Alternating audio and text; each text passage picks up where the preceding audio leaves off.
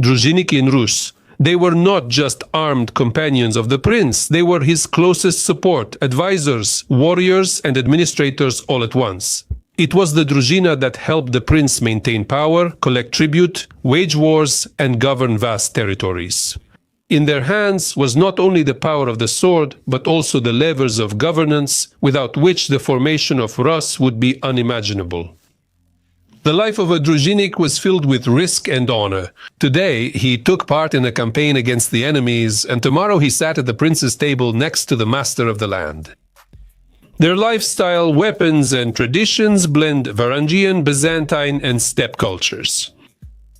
To understand how Rus was born, you need to look into the lives of those who formed the heart of its power, the prince's retinue. Greetings, you're on the History Show channel, and today we continue our series, How Did They Live? This time we'll talk about those who were close to the princes and made history alongside them, the Druzhinniks. We'll discuss how they fought and what made their weapons unique, what their daily life was like, and what place they held in society. I'm sure you'll learn a lot of new and unexpected things about the lives of those who were the elite of ancient Rus.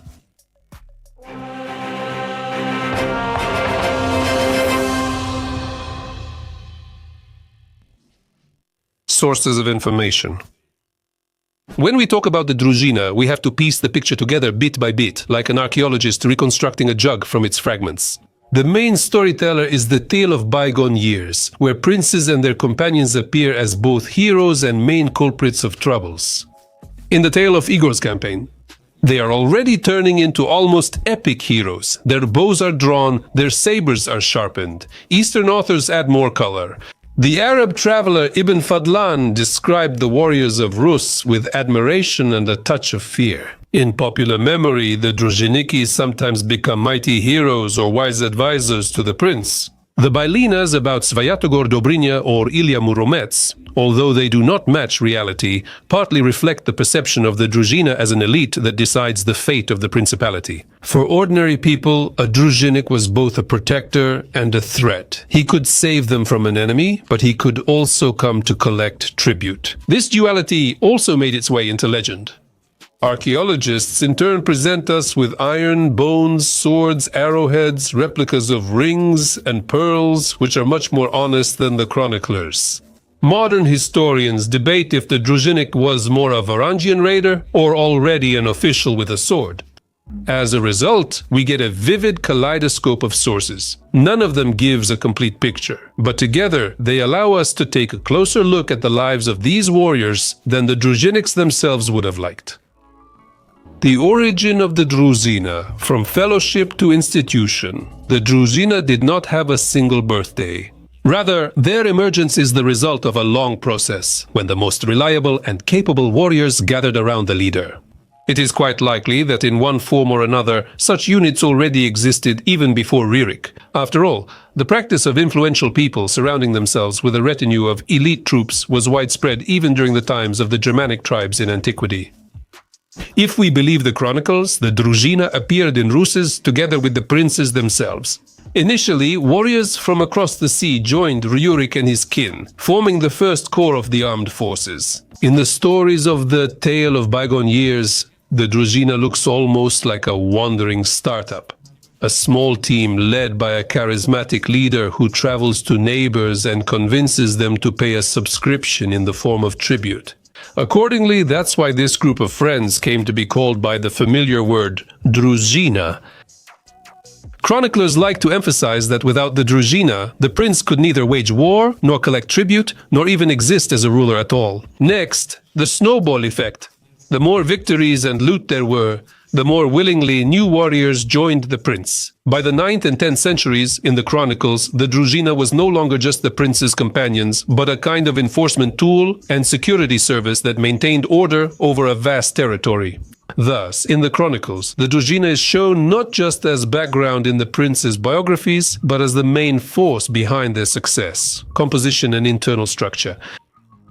Like any serious group, the Druzhina had a hierarchy. At the top was the senior Druzhina, made up of noble boyars, closest vassals, advisors, and commanders. Their words carried a lot of weight. They could not only guide the prince in war, but also argue with him in peaceful matters. This was essentially the elite, similar to a board of directors under the ruler. Below them were the junior retinue, lower nobility, young men, boyars, and general fighters. They served as personal guards, the primary force in campaigns, and armed couriers when needed. It's important to understand that senior and junior here are not about age. A gray-bearded warrior could be in the junior squad if he performed more technical tasks. A successful, brave 20-year-old man could already be sitting next to the prince. Thus, within the squad there was not only military discipline but also a kind of social ladder that one could climb if he had enough courage, intelligence, and a bit of luck. Numbers and place in the army. The squad was never a mass army, but rather the elite special forces of its time. According to historians, a medieval prince might have had only a few dozen senior squad members and a couple hundred junior ones. For scale, during a major campaign, the prince would bring thousands of people to the field. But the lion's share of the army consisted of militia, ordinary townspeople and peasants raised as needed. The squad's task was not to overwhelm the enemy with numbers, but to manage this mass. The Druzhinniks had a surprisingly clear command system, almost like following a manual. The structure was based on the decimal system. Desyatniks led tens, sotniks hundreds, and Tisyatskis entire regiments. Above them stood the voevoda, the military commander, who could lead even without the direct involvement of the prince. Interestingly, these ranks were not just fancy titles. A Desyatnik or Sotnik could be that very junior Druzhinnik, while the voevoda would be from the senior Druzhina, essentially the prince's right-hand man. But the Tisyatsky, whom we encounter in sources from the 10th to 12th centuries, often turned into an almost political figure. They led the army and represented the urban community's interests. Therefore, Druzhina titles are more than marks of distinction. They form a real system of power. Some commanded the formation, some conducted negotiations, and some were even able to interrupt the prince at the council. So the Druzhina is not about quantity, it's about quality. There were few of them, but they were the ones who made the difference between a peasant revolt and the prince's real military force. Functions in peacetime. The Druzhinniki didn't just sit around waiting for war. In peacetime, they were something like a multifunctional service for the prince. Some collected tribute and oversaw local affairs, others handled security and enforced the prince's orders, while the closest managed diplomacy and the household. The prince sent some of the Druzhinniki on kormlenie. Basically, these were business trips to manage lands and resources. There, the Druzhinnik became an administrator who handled local issues, collected taxes, and ensured trade. In the cities, some of them became posadniks, or governors, who represented the prince's authority locally. Thus, the Druzhina was not only a military force, but also a tool of governance. They handled everything from guarding the prince's palace to overseeing the economy of entire regions. In essence, they were officials, judges, and law enforcers all at once.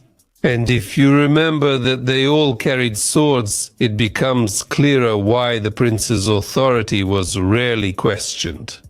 Life and status at court. To understand how the Druzhinniki lived at the prince's court, it's worth looking at Arab descriptions.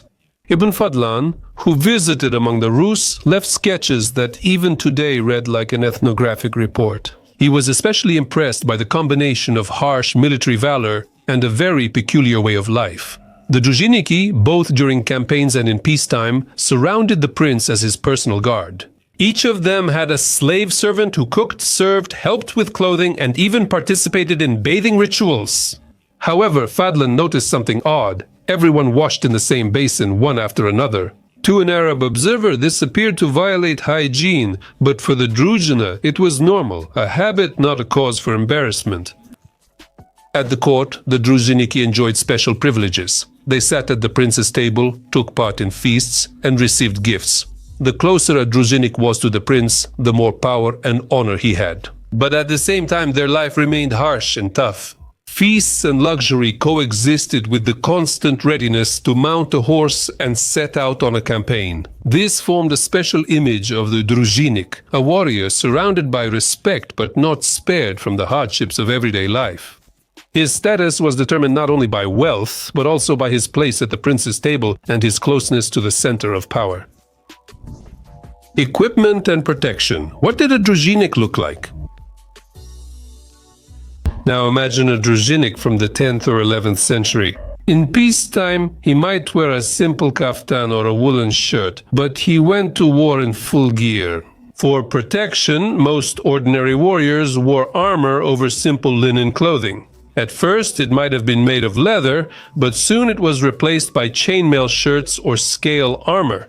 Wealthier warriors sometimes had Byzantine lamellar armor made of plates connected by cords. On their heads, they usually wore a conical helmet, sometimes of Scandinavian type, with a mail aventail to protect the neck.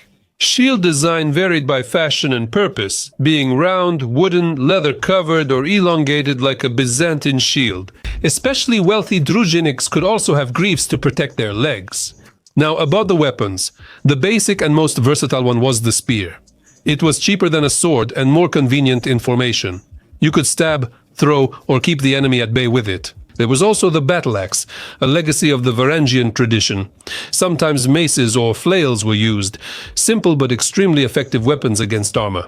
But the main symbol of a Druzhinik remained the sword. The long Varangian swords from Scandinavia were valued as a luxury, while the shorter Byzantine blades were more practical in close combat. Sabers gradually appeared, showing the influence of steppe neighbors.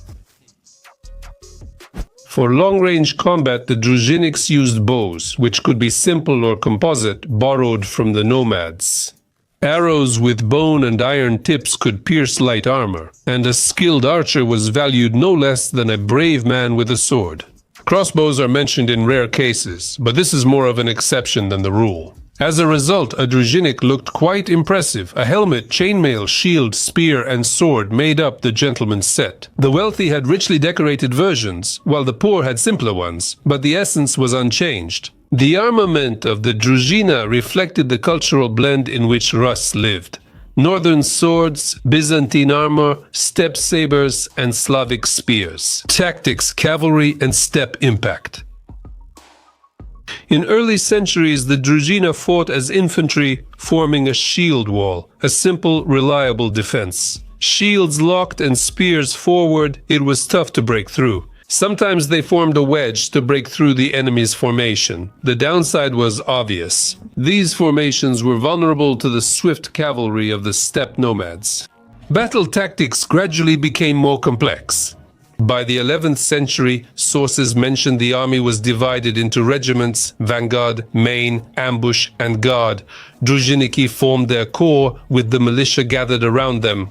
Command was carried out using banners and signals. A raised banner or the sound of a trumpet could decide the outcome of a battle faster than swords themselves. Cavalry eventually became the Druzhina's main strength, clearly influenced by their steppe neighbors. The princes of Rus quickly realized that if you want to catch up with a nomad, or at least survive a clash with him, you have to get on a horse. The junior Druzhinniki often served as light cavalry. Their job was fast raids, reconnaissance, and flank attacks. They knew how to fight in the steppe style, strike, retreat, and strike again. The senior squad had a more serious role as the heavy cavalry. Wealthy warriors could afford not only a good horse, but also horse armor, a quilted blanket, and sometimes even scale or lamellar plates. Thus, the squad combined two traditions: Northern European infantry training and mobile steppe tactics. This made it a universal tool. On foot, they could stand as a shield wall, and on horseback, they could chase down the enemy or deliver a decisive blow. And it was precisely this duality of military art that helped the princes successfully fight against the steppe nomads, the Byzantines, and their Slavic neighbors. Training and everyday military life. If you imagine a Druzhinik, you might think of endless training like the Spartans, but in reality, things were much more mundane. Regular drills were almost never held. Skills were honed during campaigns, hunting, and guard duty. War was the main university for a Druzhinik. In peacetime, the life of the Druzhina took place at the prince's court or in his camp. There, everything was divided into duties. Some stood guard at the gates, others accompanied the prince on trips, and others handled household matters. Some could even engage in more practical training, competitions among themselves or hunting, which was considered preparation for battle. The everyday life of a Druzhinik was far from luxurious. They lived in communities, sharing food and responsibilities. Hierarchy was felt in everything. The younger ones could serve as attendants for the elders, but this was considered part of their service, not a humiliation. In the evenings, the Druzhina gathered at a common table to discuss news, make plans, and share stories about their campaigns to show their bravery. It turns out that a Druzhinik was always on duty. During the day, he guarded the prince or handled matters in the city, and the next day he could find himself on a distant campaign. Such a way of life kept them fit both physically and in character. Monetary allowance, loot, and the silver market. Serving in the Druzhina brought both honor and profit, as the prince had to feed, clothe, and arm his warriors. This meant a salary in silver or furs, gifts in the form of weapons and armor, and sometimes even land grants. But the main source of income for the Druzhina was loot. During campaigns, the prince shared the spoils with his men. Otherwise, the Druzhina would simply run off to a more generous master. The economy of early Rus revolved around silver. There was no minting of their own coins for a long time, so Arab dirhams were used, which were called kunas. They were often cut into pieces and weighed on scales, which is where grivnas and rubles come from, literally chopped up ingots.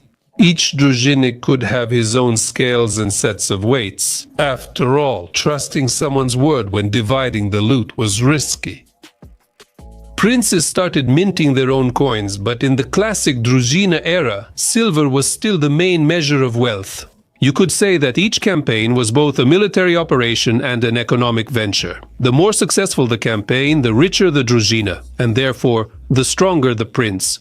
So the life of a Druzhinik was closely tied to the silver market.